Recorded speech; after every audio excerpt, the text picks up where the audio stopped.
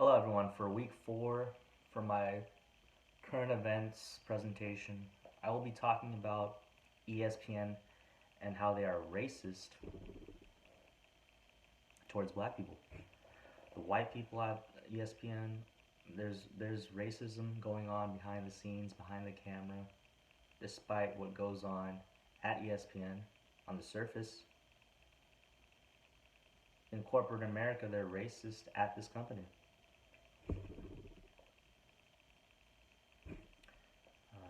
The top of the leadership of the company, the executives, the white executives, the president, vice president, vice presidents in the past, as well as the president in the past, were all very racist towards black people. They viewed themselves as being superior to the black, whatever positions they were in, the other employees were in, were very discriminatory towards their black employees due to them not giving them higher wages and not giving them positions of power within ESPN. There's a big divide between white people and black people within the company because they don't want to give them positions like leading ESPN or giving them executive positions within the company for whatever reason it is. I believe that regardless of color, you should be respected based on your hard work, on your merits, and what you can do for the company. It does not matter what company you work for. There's one instance at ESPN that I talked about in the article where live on television at ESPN, they were doing a fantasy football segment where they essentially auctioned off and sold black players to white bidders. What is that reminiscent of? That is reminiscent of slavery of back then, right? Selling black people to white owners. Another point that was made in the article is the white people at the top of the chain. Out of 25 executives in 2000, 22 out of the 25 men were white men, says John Skipper, who was the former president of ESPN, all the way up until 2017, from whenever he started. 20 years later, now, only 25% of the people at ESPN are black. Blacks within this company are discriminated against because they're pigeonholed to having higher work experience than their white counterparts, and that they have to work harder to even get to ESPN. So the black people that have to work 20 years, have to work at multiple big news organizations such as the Washington Post, New York Times. They have to work at multiple spots to even have a chance to work at ESPN compared to a white person who may have less of a resume and they have the ability to just start off at ESPN immediately just based on their skin color and based on their status as a white person. There's a big point in the article that made it be known that black people at the company, at ESPN, are limited in their career path. And that is unacceptable because why should a black person have to be limited in the career path when they have worked just as hard as a white person has in the same positions? Let's say, two competing journalists or two competing producers. Carrie Champion, she has worked at ESPN for 8 years. She's a black woman.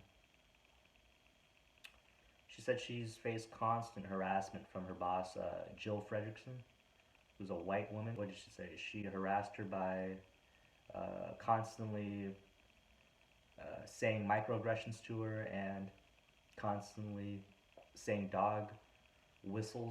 little dog whistle sounds to her in conversation. That's completely unacceptable in a corporate environment, in my opinion, as it pertains to her job. There's one black lady who works at ESPN, Amina Hussein. She's worked at ESPN for over 10 years.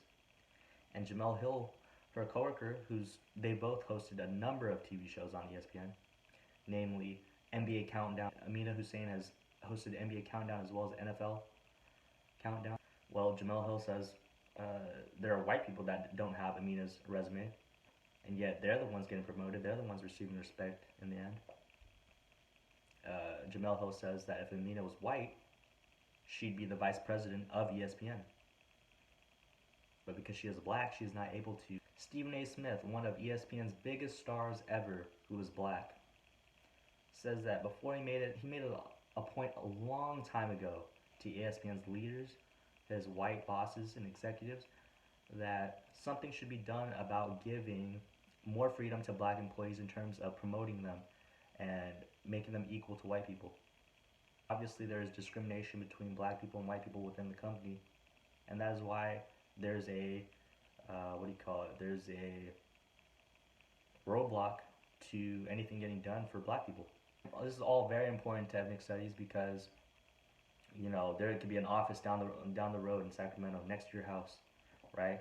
Somewhere in downtown somewhere, where this is going on every day. Discrimination between black folk and white folk. In a meeting, a black person can walk into a one-on-one meeting with their white boss, and there could be discriminatory remarks said to the black person from the white boss. This is going on every single day in corporate America at jobs, 9 to 5, 9 a.m. to 5 p.m. Okay? At these times, every single day, there's discriminatory remarks going on in corporate in 2020. Period. This is 2020. I thought we had made progress towards a better America, but it seems that behind the scenes in any corporate job, that this is not the case. That we have to be fed up with black people being neglected by white people, by white folk. This is unacceptable for minorities all over America. This is going on every single day in 2020. This is why ethnic studies is important. This is why race is important. Race issues are important. This is why we stress equality in America. This is why we need to change. We need to talk to each other to change. Otherwise, nothing will get done.